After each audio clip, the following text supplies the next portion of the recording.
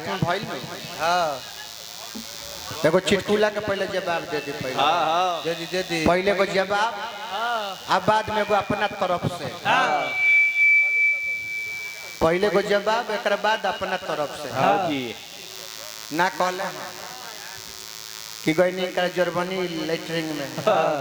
Germany की Italian latrine रहे बा वो तो है लोग जानत है जर्मनी लेटरिन के बारे में सजिंदा लोग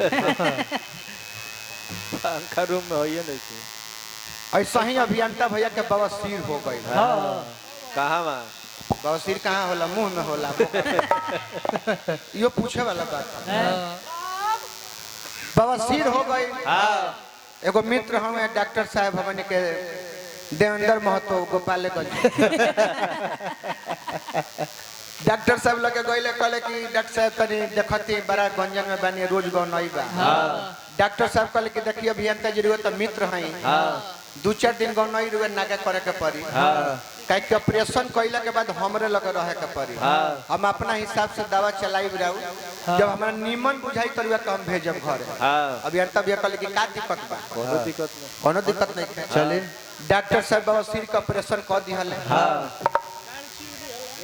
4-5 दिन अपने से दवाई लगवले दवाई खियावले बाद में कहले अभियंता जी अब आराम हो गइल बा एगो मलहम ली और घरे जाई आराम से घरे लगवाई रौरा यहाँ के रनिंग में बानी का कोनो जी आज कोनो बात नहीं बीच बीच में उठत रहे तो ठीक रहे लेकिन घरे अइले मलहम लेके मौगी से कहले कि लगा दो डॉक्टर साहब कहले बेर कि 2 टाइम लगावे के मौगी कहले कि तब वो काम करो बैसकिया ध के दोतिया उठा कर नेहुरा के मौगी का कहले कि एगो हाथवा कान्हा पर ध दिहल आ एगो हाथवा से मलहम निकाल के लागल लगावे चुनौआ पर ना गुद्दा चक्र लागल मलहम लगावे अभियंता भी कतर गिरे एगो हाथवा कान्हा पर धइले बेरे आ एगो हाथवा रे मौगी कॉलेज के इंजीनियर होगा तारा ये नहीं का बुझत कि एगो से लगावत तनी तो एगो से मलहम लगाओ तर एगो कान्हा पर धइले बेरे आ एगो हाथवा मौगी कॉलेज के रे तो एगो हाथवा से लगावत नहीं तो दोनों हाथवा कैसे कान्हा पर धत एगो धइले बेरे एगो से लगावत तनी कहतर कि ये कैसे मलहम लगावत रे एगो कान्हा पर धइले बारे एगो से लगावत रे डॉक्टर साहब 5 दिन मलहम लगावल आ जो मलहम लगाव तो दोनों हाथों पर कोन्हवे पर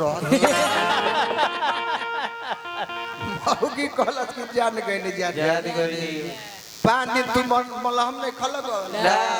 5 दिन तू डॉक्टर से गाड़ी में रहिला ऐसे जल्दी झुराइला ऐसे जल्दी झुरा गई इंजीनियर हूँ हां हां रेम जी हम गाँव तो दूध चमेटा मार कर बढ़िया मठंगरिया धर के घिसियौले लेके चल क्या करब वेरी लंगर से जग हरान बा इंजीनियर हूँ इंजीनियर हाँ इनके लिए कई कहले कि पूसा के इंजीनियर है घर बनावेला कहला पर कहीं कि पूसा के इंजीनियर है इनका लेका पूसा के इंजीनियर हमरा गांव भूसा ढोत